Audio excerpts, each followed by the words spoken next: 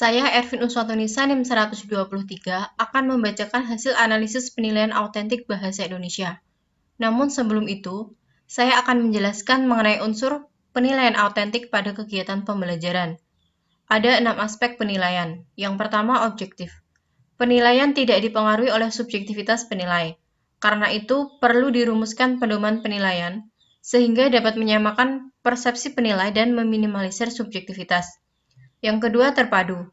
Berarti penilaian oleh pendidik dilakukan secara terencana, menyatu dengan kegiatan pembelajaran, dan berkesinambungan. Yang ketiga, ekonomis. Berarti penilaian yang efisien dan efektif dalam perencanaan, pelaksanaan, dan pelaporannya.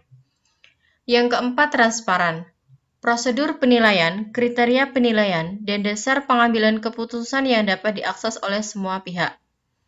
Yang kelima, akuntabel. Penilaian dapat dipertanggungjawabkan baik dari segi teknik, prosedur maupun hasilnya. Akuntabilitas penilaian dapat dipenuhi bila penilaian dilakukan secara sahih, objektif, adil, dan terbuka.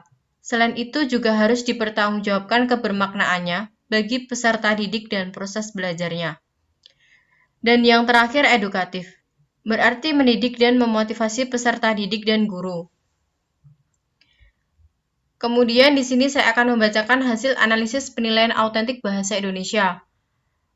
RPP Penyusun Mukhlis Solahuddin, kelas 4 semester 1, tema 5 Peduli terhadap lingkungan, subtema 2 Peduli terhadap lingkungan rumah. Pembelajaran keempat, muatan pelajaran bahasa Indonesia IPS dan IPA. Namun di sini saya akan menjelaskan hasil analisis penilaian autentik pada muatan pelajaran bahasa Indonesia. Untuk KD-nya 3.4 dan 4.4. Aspek yang dinilai pertama, objektif. Tidak objektif, karena tidak ada cakupan penilaian baik dari KD pengetahuan maupun keterampilan. Rubrik penilaian yang dicantumkan dalam RPP tidak jelas dan kurang komplit, sehingga hal ini dapat membuat banyak persepsi dari penilai. Sebaiknya, keobjektivitasan penilaian dicantumkan guna menghindari unsur subjektivitas apabila terdapat lebih dari satu penilai. Yang kedua, tidak terpadu. Karena penilaian yang ada dalam KD pengetahuan maupun keterampilan tersebut tidak tercantum dengan jelas. Hanya saja pada kegiatan proses pembelajaran sedikit saling berkaitan satu sama lain. Yang ketiga, tidak ekonomis. Karena tidak bisa dikatakan efisien maupun efektif. Jika mulai perencanaan sampai pelaporan tidak ada kaitannya dan tidak lengkap. Seharusnya dicantumkan agar perencanaan yang dibuat sampai pelaporan itu memiliki nilai yang ekonomis. Yang keempat, tidak bersifat transparan.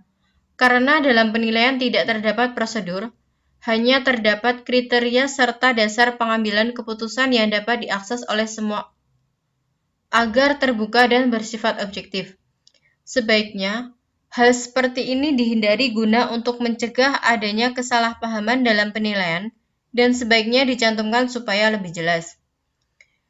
Yang kelima, tidak akuntabel, karena penilaian ini tidak dapat dipertanggungjawabkan baik dari segi teknik, prosedur maupun hasilnya. Dan yang terakhir, edukatif. Karena jika dilihat dari penilaian yang dibuat, baik pengetahuan maupun keterampilan, mengarahkan peserta didik untuk aktif dalam mengikuti pembelajaran dan dapat menambah pengetahuan peserta didik. Sekian penjelasan mengenai hasil analisis penilaian autentik bahasa Indonesia.